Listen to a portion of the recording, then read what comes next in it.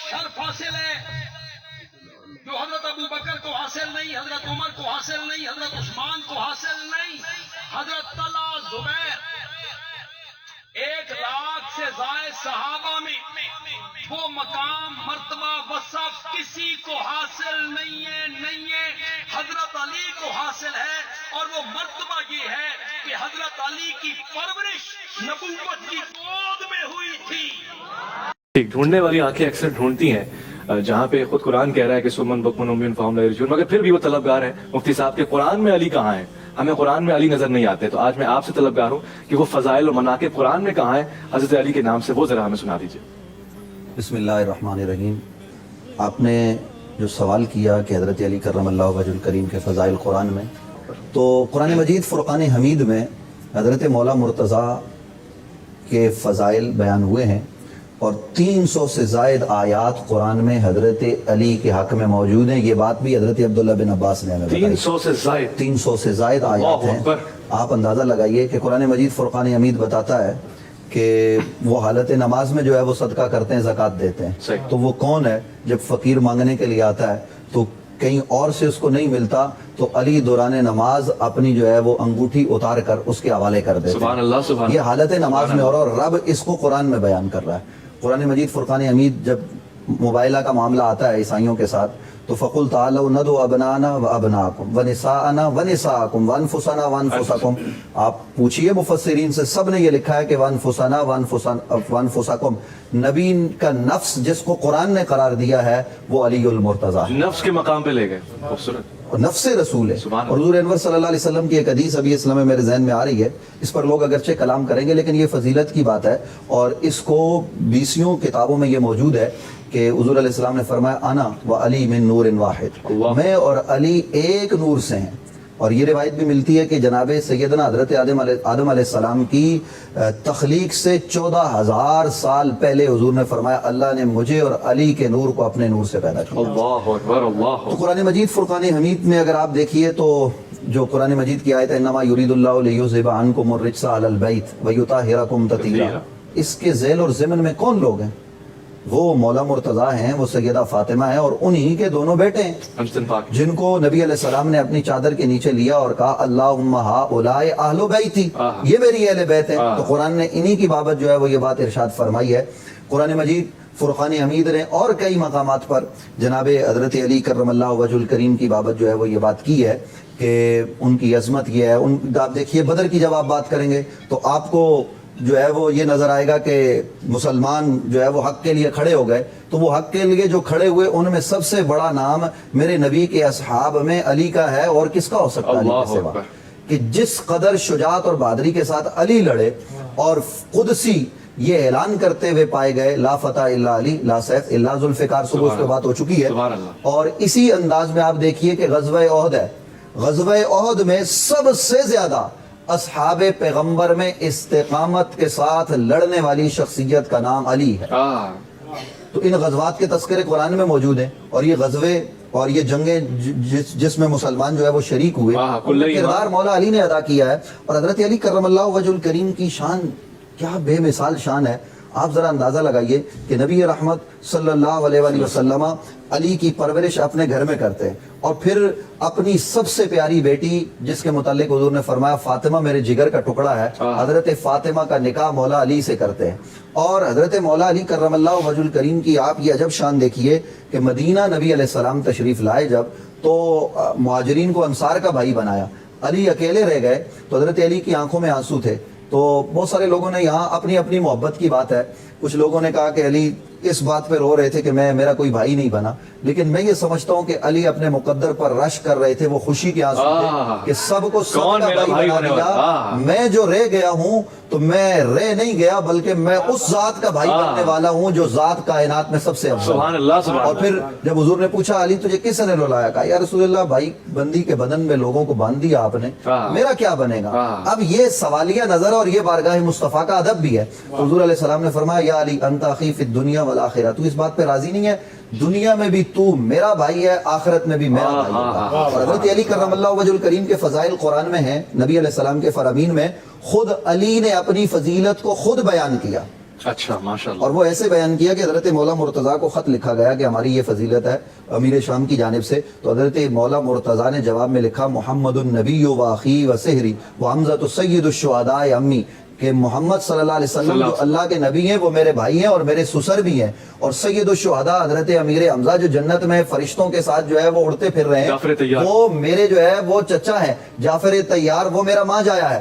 لوگوں تم میں سے کون ہے جو میری برابری کر سکتا اللہ اکبر، ہے؟ حضرت علی کرم اللہ وجہ الکریم کی عظمت، شان، رفعت، مقام اور مرتبہ وہ اتنا بلند ہے کہ نبی علیہ السلام کے فرامین جتنے حضرت علی کے حق میں آئے ہیں اتنی کسی اور کے حق میں نہیں آئے۔ ہمارے یہاں کتب احادیث میں روایات جو ہے وہ تقریباً 5000 سے زائد احادیث ایسی ہیں جو حضرت علی کی اکیلے شان میں نبی علیہ السلام کی جانب سے آئی ہیں۔ ہمیں یہ تسلیم ہے اس میں بہت ساری احادیث جو ہے وہ ہوں گی، لیکن حضرت علی کی شان میں اتنی احادیث کا آنا یہ اس بات پر دلالت کرتا ہے کہ نبی علیہ السلام جو فرما رہے ہیں وَمَا يَنْطِقُ عَنِ الْهَوَىٰ إِنْ هُوَ إِلَّا وَحْيٌ يُوحَىٰ، حضور جو ارشاد فرماتے ہیں وہ اللہ کی جانب سے ان کی زبان پر جاری ہوتا ہے، وہ اپنی خواہش سے کلام نہیں کرتے۔ اور حضور فرماتے ہیں، ابھی آپ نے بھی کہا کہ حضور نے فرمایا انا مدینۃ العلم وعلی بابها، انا مدینۃ الحکمہ وعلی بابها، میں علم کا شہر ہوں، علی اس کا دروازہ ہے۔ کوئی اس پہ اعتراض کرے تو دوسری حدیث ہے اور یہ سند کے اعتبار سے بالکل درست ہے کہ میں حکمت کا دروازہ ہوں، علی میں حکمت کا شہر ہوں، علی اس کا دروازہ ہے۔ حضور انور صلی اللہ علیہ وآلہ وسلم نے علی کو مولا قرار دیا۔ نبی رحمت صلی اللہ علیہ وآلہ وبارک وسلم نے غزوہ تبوک کے موقع پر مولا علی کو کہا، جب مولا علی نے کہا کہ میں یہاں رہوں گا عورتوں میں تو میدان کا آدمی ہوں اور ہر میدان میں نے جوہر دکھائے ہیں، اور دنیا جانتی ہے کہ بدر کی جنگ کا ہیرو علی ہے، عہد کی جنگ میں سب سے زیادہ کردار مولا علی نے ادا کیا، وہ جو کافروں کو بھگایا یہ مولا علی ہے۔ اور آپ دیکھیے کہ خندق نبی رحمت صلی اللہ علیہ وآلہ وسلم نے حضرت سلیمان فارسی کے مشورے پر جو خندق کھودی تو عمر ابن عبد ود وہ پار کر کے آ گیا اور اس نے کہا حل میں مبارز، حل میں مبارز، تو حضرت علی کھڑے ہوتے، 3 دفعہ یہ ہوا۔ پھر مولا علی گئے تو حضور نے کیا فرمایا؟ حضور نے فرمایا اے اللہ آج میں کل کے کل ایمان کو کل کے کل کفر کے مقابلے میں، اور حضرت مولا مرتضیٰ کرم اللہ وجہ الکریم نے جناب اس سے جا کے جو مقابلہ کیا، تاریخ شاہد ہے کہ عمر ابن عبد ود جیسا آدمی پلک جھپکنے میں وہ واصل جہنم ہوا، اور حضرت مولا مرتضیٰ واپس پلٹے تو حضور نے کیا کہا؟ حضور نے کہا ایک پلڑے میں 7 زمینیں 7 آسمان ثقلین کو رکھ دیا جائے اور دوسرے پلڑے میں آج علی کی ضرب کو رکھا جائے تو پلڑا ضرب علی والا بھاری ہوگا۔ ثقلین کی عبادتوں سے افضل ایک ضرب ہے، سبحان اللہ۔ اور ویس بھائی میں جو بات عرض کر رہا تھا کہ نبی علیہ السلام نے فرمایا علی تم اس بات پر راضی نہیں کہ تمہارا میرے ساتھ وہ تعلق ہے جو جناب موسیٰ علیہ السلام کے ساتھ ہارون کا تھا، لیکن یہاں توجہ طلب اور غور طلب بات یہ ہے کہ حضرت علی کرم اللہ وجہ الکریم کو حضور نے یہ بھی فرمایا کہ میرے بعد نبی نہیں ہے، یہ بات قطعی اور یقینی ہے۔ قرآن مجید فرقان حمید نے کہا حضور علیہ السلام آخری نبی ہے، ما کان محمد ابا احد من رجالکم ولکن رسول اللہ وخاتم النبیین۔ لیکن اویس بھائی میں یہ بات آپ کے گوش گزار کروں، بالکل حضور علیہ السلام نے جو اس حدیث میں یہ فرمایا کہ میرے بعد نبی نہیں ہے، تو وہ قرآن مجید فرقان حمید کی آیت میں نے آپ کے سامنے رکھی کہ اللہ کے آخری پیغمبر میرے اور آپ کے نبی ہیں، ان کے بعد کوئی اور نبی اور رسول نہیں آ سکتا، دین مکمل ہو گیا۔ اس کے بعد ہے سلسلہ ولایت کا، اور ولایت کا جو سلسلہ ہے وہ حضرت مولا علی سے چلتا ہے، یہ بات ذہن میں رہنی چاہیے۔ تو حضرت علی کی یہ فضیلت ہے، لیکن اس پر مجدد پاک حضرت مجدد الفسانی رحمۃ اللہ تعالی علیہ اپنے مکتوبات میں لکھتے ہیں کہ مولا علی ولایت کا مرکز اور سرچشمہ ہے، اور پہلے لوگوں کو بھی جو ولایت ملی اور جو بعد والوں کو مل رہی ہے اور صبح قیامت تک ملتی رہے گی، سب کو ولایت کی خیرات در علی سے ملتی۔ اللہ اکبر، اللہ اکبر۔ یہ حضرت مجدد الفسانی رحمۃ اللہ تعالی علیہ، شیخ فاروق احمد سرندی رحمۃ اللہ تعالی علیہ نے لکھا ہے، اور بھی لوگوں نے اس کو بیان کیا، لیکن مجدد پاک اور میں اس لیے مجدد پاک کا حوالہ دیا ہے کہ یہ نقشبندی بزرگ ہیں، اور نقشبندی یہ کہتے ہیں کہ جی ہمارا جو سلسلہ ہے وہ جناب حضرت سیدنا صدیق اکبر تک پہنچتا ہے، لیکن حضرت صدیق اکبر تک بھی وہ پہنچتا ہے حضرت سیدنا امام جعفر صادق علیہ السلام کے ذریعے، اور حضرت امام جعفر صادق جو ہے وہ اس کو حضرت محمد بن ابی بکر کے ذریعے سے جو ہے وہ لیتے ہیں، تو اس لیے حضرت محمد بن ابی بکر کے بیٹے سے، اور پھر وہ اس طریقے سے ہے کہ حضرت محمد بن ابی بکر نے جو قربانی دی اور جو مولا پر وہ فدا ہوئے، اس حوالے سے جو ہے وہ یہ سلسلہ نقشبندیہ ہے۔ تو نقشبندی بزرگ یہ کہتے ہوئے ہمیں نظر آتے ہیں کہ مولا مرتضیٰ پہلوں کو بھی ولایت بانٹ رہے ہیں اور آخر والوں کو بھی بانٹیں گے. اللہ. صبح مفتی طارق مسعود صاحب نے ایک اچھی بات کی تھی اور بڑی خوبصورت بات تھی کہ ولایت کا مرکز منبع ذات علی ہے, اور ظاہر ہے کہ علی سے دور رہ کے کچھ مل نہیں سکتا. جو علی سے دور رہے گا وہ پھر اپنا ٹھکانہ جہنم میں ہی تلاش کرے, کہیں اس کو تو ٹھکانہ نہیں جو مل ان سے سکتا. دور ہے وہ اور رزق سے یہ ناپاکی ہے وہ. بالکل. اور میں یہ صرف حضرت بھی تشریف فرمائے, حضرت بھی کلام کریں گے. خوارج زمانہ نے اور نواسب نے حضرت مولا علی کرم اللہ وجہ الکریم کی شان کو گھٹانے کا بڑا کام کیا ہے. جی. آپ کو شاید علم آپ کے میں ہوگا, اور یہ اب آپ جانتے ہیں کہ 90 سال تک برابر ممبروں پر حضرت علی کرم اللہ وجہ الکریم کو گالیاں دی جاتی رہی. یہ جو ہم کرم اللہ وجہ الکریم کہہ رہے ہیں اس کی وجہ یہ ہے, یہ جناب حضرت عمر بن عبدالعزیز جب آئے, ان کو ہمارے ہاں امت کا بالاتفاق پہلا مجدد مانا جاتا ہے کہ انہوں نے جو ہے وہ دین کی احیاء کی.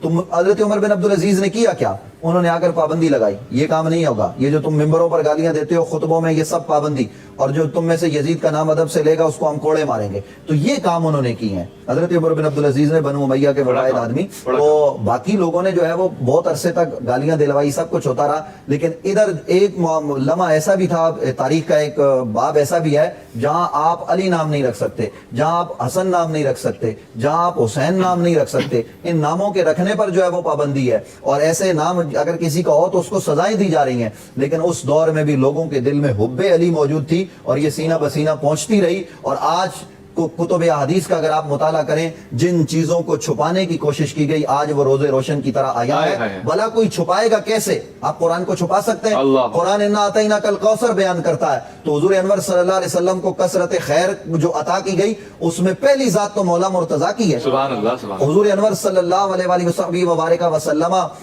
کے حوالے سے قرآن مجید فرقان حمید کی آیات کو آپ دیکھیے, اس میں حضرت علی کرم اللہ وجہ الکریم کی فضیلت آپ کو نظر آئے گی. بس میں اپنی بات جو ہے وہ اس پر سمیٹتا ہوں, اگر مزید موقع ملے تو اس پر جو ہے وہ کلام کریں گے. صرف اتنی بات میں عرض کروں گا کہ آج جو ہے وہ اگر اجازت دیں تو 2 شعر پڑھتا ہوں. ایک تو اقبال نے کہا تھا نا کہ خیرہ نہ کر سکا مجھ کو جلوے دانش فرہنگ. تو اقبال کا عقیدہ اور نظریہ جو مصور پاکستان ہے وہ کیا کہہ رہا ہے؟ وہ کہہ رہا ہے کہ دیکھیں میں مغرب میں رہ کے آیا ہوں, ساری دنیا دیکھی, یورپ کی رنگینیاں دیکھ لی, میری آنکھوں کو وہ جو ہے وہ نہیں پسند آئی. میری آنکھ کا سرما ہے خاک مدینہ اور نجف. گویا اقبال نے بتا دیا تم نے اپنا رشتہ نجف سے ہوتے ہوئے مدینے پہنچایا تو تم کامیاب ہو گئے. کیا خوبصورت بات, کیا یہ اقبال کا یہ درس ہے. تو وہ کسی نے کہا کہ محراب میں ہے علی تو ممبر پہ ہیں علی, محراب میں ہے علی تو ممبر پہ ہیں علی, کعبہ گواہ ہے دوش پیغمبر پہ ہیں علی, ہجرت کی شب بستر رسول پہ ہیں علی, جنت علی کی ملک ہے کوثر پہ ہیں علی, ہر جا علی ملیں گے نہ دامن بچائیے علی سے, بچنا علی سے ہے تو جہنم میں جائیے. جہنم میں جائیے. سبحان اللہ, سبحان اللہ.